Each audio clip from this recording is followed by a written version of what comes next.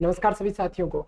जैसा कि आप सभी को पता है कि रीट जो थर्ड ग्रेड प्रतियोगिता परीक्षा हुई थी उसको लेकर जो रिजल्ट आउट नहीं हो रहा है, एक लंबा समय हो चुका है। अप्रैल के अंतिम सप्ताह तक रिजल्ट आ जाना चाहिए था, लेकिन अधीनस्थ बोर्ड ने कुछ अपने जो मंतव्य थे वो भी हमारे सामने रखे थे कि एक तो 78,000 आपत्तियां जो है वो थर्ड ग्रेड के अंदर बोर्ड के पास में आई थी। दूसरा, लगातार कर्मचारियों की जो हड़ताल चल रही है उसको लेकर कहीं ना कहीं अध्यापक जो थर्ड ग्रेड का एग्जाम था उसके अंदर देरी का हमें ये जो सिलसिला नजर आ रहा है वो यहाँ पर प्रभाव सीधा सीधा देखने को मिल रहा है। अच्छा, कल के दिन एक महत्वपूर्ण घटना हुई है कि 1111 फीट का, और ये है क्या कि पूरे इतिहास की बात करें, पूरे भारत के अंदर पहली बार हुआ है कि राजस्थान के बेरोजगारों ने 1111 फुट का एक ज्ञापन पेश किया है सरकार के समक्ष। राजस्थान कर्मचारी चयन बोर्ड का घेराव करके ये 1111 फुट का ज्ञापन पेश किया है, और इसकी पहली ही मांग है जिसमें है कि अध्यापक थर्ड ग्रेड का परीक्षा परिणाम को घोषित किया जाए। ये कल के दिन की न्यूज है, जिसमें बेरोजगारी संघ के अध्यक्ष उपेंद्र यादव के नेतृत्व के अंदर ये सारी चीजें वहां पर ज्ञापन सरकार को सौंपा गया था, और जिसके अंदर कुछ समय से हम लोगों को पीछे जब मंत्रालय चयन बोर्ड की बात करें, हरिप्रसाद जी शर्मा जो अध्यक्ष हैं, उन्होंने कहा था कि जो एग्जाम का जो रिजल्ट है वो जून के प्रथम सप्ताह तक संभवतः जारी कर दिया जाएगा। लेकिन जैसे ही ये ज्ञापन सौंपा गया है तो बेरोजगारों की एकता देखते हुए उन्होंने कहा है कि अब जून माह तो नहीं, लेकिन हम प्रयास करेंगे कि मई माह के अंत में इसका परिणाम जो है जारी कर दिया जाए। यानी अब जो संभावना है, आप मान के चलिए 20 मई के बाद में, यानी अंतिम 10 दिन जो है मई के, उसके अंदर थर्ड ग्रेड का परीक्षा परिणाम हमारे सामने आ जाएगा। अच्छा, अब इससे संबंधित कि आप सबने देख लिया होगा यूट्यूब पर और इधर उधर से सबने अपने आप को टैली भी कर लिया होगा कि आपका स्कोर क्या बन रहा है, और उस स्कोर के आधार पर आपको लगभग ये पता है कि क्या हम सिलेक्शन के दायरे के अंदर हैं या फिर नहीं है। और अगर आप सिलेक्शन के दायरे के आसपास हैं तो अभी से आपको तैयार होना होगा अपने डीवी के लिए, डॉक्यूमेंट वेरिफिकेशन के लिए। और उस डॉक्यूमेंट वेरिफिकेशन में कौन कौन से डॉक्यूमेंट आपको अलाउ होंगे, कौन कौन सी चीजों का आपको ध्यान रखना है, वो सारी चीजें मैं आपके सामने रखने जा रहा हूं। आप अभी से इसको तैयार रखना, ऐसा नहीं हो कि जब रिजल्ट आ जाएगा उसके बाद तैयार करेंगे, उसके बाद आपको इतना समय नहीं मिलेगा। कुछ चीजों में समस्याएं होगी कि आपको ये मिल नहीं रही है, कहां से करें, कैसे एडजस्ट करें। और जैसे ही आप समय पर डॉक्यूमेंट जमा नहीं करवा पाए, इट मीन्स आपके स्थान पर कोई दूसरा व्यक्ति वहां पर वो उस सीट को रोक लेगा, और इसका नुकसान आपको बहुत ज्यादा उठाना पड़ सकता है। तो ऐसी गलती ना करें। इसके लिए डॉक्यूमेंट कौन कौन से आवश्यक होंगे? पहली चीज तो है कि मूल आवेदन। मूल आवेदन क्या है? ये मूल आवेदन वही है जो एसएसओ आईडी से आपने फॉर्म फिल किया था, उस फॉर्म की एक प्रिंट आउट निकालना है, और प्रिंट आउट निकालकर आपको साथ में लेकर जाना है। दूसरा क्या होगा? 10वीं और 12वीं की जो मार्कशीट है, अंक तालिका है, उसकी फोटोकॉपी और ओरिजिनल दोनों आपको साथ में लेकर जानी है। अच्छा, पहली चीज तो आपको ध्यान देनी है, इसकी बात करें कि सारे के सारे डॉक्यूमेंट जो है उनकी 4-4 प्रतियां, यानी प्रत्येक डॉक्यूमेंट की 4-4 फोटोकॉपी होनी चाहिए, सेल्फ अटेस्टेड होनी चाहिए। आपके सबके जो जितने भी डॉक्यूमेंट है उस पर आपके हस्ताक्षर होने चाहिए। दूसरी चीज हम यूं कहें कि ओरिजिनल डॉक्यूमेंट भी आपके साथ होने चाहिए। तो एक तो फॉर्म आ गया आपका, जो फॉर्म आपने एसएसओ से फिल किया था। दूसरा, 10वीं और 12वीं की अंक तालिका आ गई है, स्नातक अंक तालिका और डिग्री। यानी यहां पर आपको ध्यान देना है, अगर आपने बीए कर रखी है, बीएससी कर रखी है या बीकॉम कर रखी है, जो भी आपने किया है ग्रेजुएशन में, वो अंक तालिका और साथ ही साथ उसकी डिग्री, दोनों चीजें आपको चाहिएगी। फिर हम कहें अगर आपने बीएड की है L2 से, L2 में आप एग्जाम दे रहे हैं, तो L2 के लिए बीएड की अंक तालिका और बीएड की डिग्री, दोनों सर्टिफिकेट आपको ये भी चाहिए। अगर आप लेवल फर्स्ट से हैं तो फिर आपको बीएसटीसी की अंक तालिका और बीएसटीसी की क्या चाहिएगी? डिग्री चाहिएगी।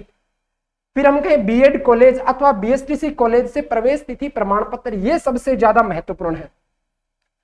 इसके लिए आपके सामने दो विकल्प रहेंगे, एक तो आप बीएसटीसी या फिर बीएड का जो एडमिट कार्ड है वो आप सबमिट करवा सकते हैं। फर्स्ट ईयर और सेकंड ईयर दोनों के एडमिट कार्ड आपको करवाने पड़ेंगे। अगर आपके पास एडमिट कार्ड अवेलेबल नहीं है, कि एडमिट कार्ड तो नहीं मिल रहा, हो गया कहीं पर, तो आप कॉलेज से क्या कर सकते हैं? उस प्रमाण पत्र को बनवा सकते हैं, जिसमें कॉलेज जो है ये प्रमाणित करेगा कि आपने बीएसटीसी के अंदर अथवा बीएड के अंदर क्या किया, कॉलेज के अंदर प्रवेश लिया और इस तिथि को प्रवेश लिया है। तो ये सबसे महत्वपूर्ण है। कई बार क्या होता है कि रिजल्ट आउट हो गया, डॉक्यूमेंट वेरिफिकेशन के लिए बोर्ड ने बुला लिया है हमें, और जिस समय डॉक्यूमेंट वेरिफिकेशन के लिए जाए, कॉलेज में कोई ना कोई स्टाफ छुट्टी पर है, तो हमें ये चीजें अवेलेबल नहीं हो पाती है। इसलिए आपको इन चीजों पर पहले से ही अवेयर रहना है। उसके बाद में बीएड या बीएसटीसी कॉलेज से चरित्र प्रमाण पत्र, एक तो आपका आ गया बीएड या बीएसटीसी कॉलेज का चरित्र प्रमाण पत्र। दूसरा, आपने बीएड के बाद यदि एमए भी दिखा रखी है इसके अंदर थर्ड ग्रेड के अंदर, या आपने बीएसटीसी के बाद में कोई ग्रेजुएशन वगैरह दिखा रखी है, तो फिर आपने अंतिम कॉलेज जहां से किया है वहां का भी चरित्र प्रमाण पत्र आपका चाहिएगा। बीएड और बीएसटीसी का तो चाहिए, लेकिन इसके अलावा अगर इनके अलावा कोई और डिग्री भी की है इस डिग्री के पश्चात, तो उसका भी हमें कैरेक्टर सर्टिफिकेट जरूरी होगा।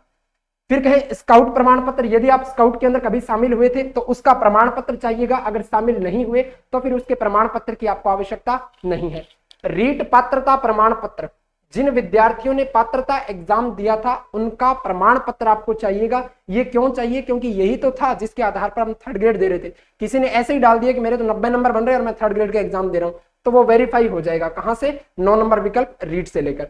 फिर कहें जाति प्रमाण पत्र, चाहे आप ओबीसी से हैं, किसी कैटेगरी से हैं, जनरल के लिए नहीं चाहिए। और उनके लिए एक चीज जरूर ध्यान देना, ऐसा नहीं हो कि 12 महीने पुराना है वगैरह वगैरह।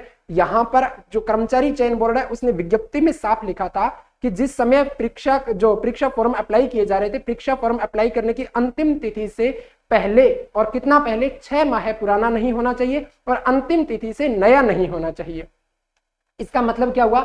हम यूं कहें कि अगर 30 जनवरी 2022 जो है वो अगर परीक्षा की दिनांक थी, ये फॉर्म अप्लाई करने की अंतिम दिनांक थी, तो 30 जनवरी का मतलब है इससे 6 महीने पीछे आ जाओ, यानी 1 अगस्त से पुराना नहीं होना चाहिए और 30 जनवरी 2022 के बाद में नहीं बना होना चाहिए, इस टाइम के बीच में होना चाहिए। और अब ये सबसे बड़ी समस्या आएगी कुछ विद्यार्थियों के बीच में कि हमने तो ये पॉइंट पढ़ा ही नहीं और हम तो अब बनवा रहे हैं जाति प्रमाण पत्र। तो अब अगर आप बनवा रहे हो तो अब आपको इसके साथ में एक शपथ पत्र, जिसे हम एफिडेविट कह देते हैं, वो एफिडेविट लगाना होगा जो तहसील से प्रमाणित होगा, नोटरी अटेस्टेड करवाना होगा। और उस नोटरी में आपको लिखना होगा कि पीछे जो भी कारण थे जिसकी वजह से आप ये नहीं बनवा पाए, उस समय मेरी जाति ये थी और अब भी मेरी जाति ये है जिसका मैं प्रमाणित करता हूं, तो वो आपको इसके साथ में लगाना पड़ेगा यदि इसके बाद में आप बनवा रहे हैं। और पहले का बना हुआ है तो फिर आपको पैनिक होने की आवश्यकता है नहीं।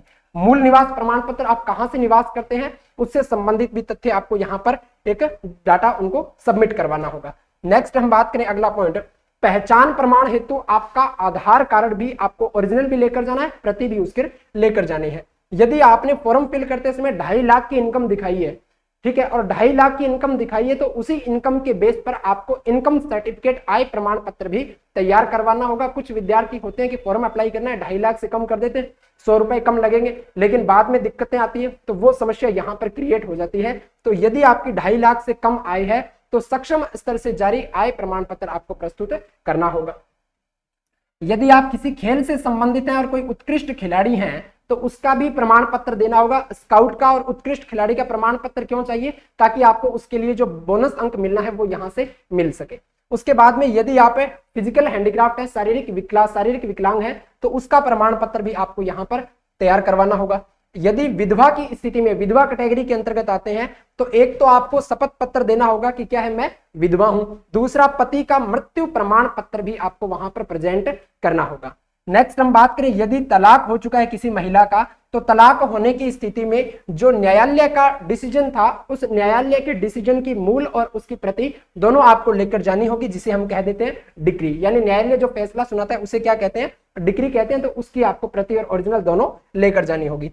प्रतियोगी परीक्षा में वंचित किया गया है, कभी आप नकल करते पकड़े गए या नकल करने का प्रयास किया, कोई संदिग्ध अवस्था या इलेक्ट्रॉनिक अवस्था उपकरण जो थे वो आप परीक्षा हॉल में लेकर जा रहे हैं, उस वजह से कहीं किसी भी कारण से आपको परीक्षा से वंचित किया है या नहीं किया, अगर किया है तो उसके साक्ष्य, और नहीं किया तो आपको एक शपथ पत्र देना होगा कि आज तक मैं किसी भी परीक्षा से वंचित नहीं किया गया हूं, ये भी आपको तैयार करना होगा। फिर कहें विवाह पंजीयन प्रमाण पत्र, आप मैरिड हैं कि अनमैरिड है, दोनों के लिए आपको क्या होगा? मैरिड है तब तो आपको मैरिज सर्टिफिकेट देना होगा, अनमैरिड है तो आपको एक प्रारूप तैयार करना होगा जिसमें आपको लिखना होगा कि आप क्या है, अनमैरिड है, और ये बात जो है सत्य है। फिर देखिए, भूतपूर्व सैनिक संबंधी सक्षम स्तर से जारी प्रमाण पत्र, इसमें क्या होता है, एक्स सर्विसमैन के भी जो पद हैं वो रिजर्व रहते हैं, तो एक्स सर्विसमैन वालों के लिए किस में सर्विस आपने की है वो भी सर्टिफिकेट आपको यहाँ पर देना होगा। यदि आप मैरिड हैं तो आपके संतान संबंधी शपथ पत्र आपको प्रस्तुत करना होगा, कितनी संतान है उसको लिखकर आपको शपथ पत्र तैयार करवाना।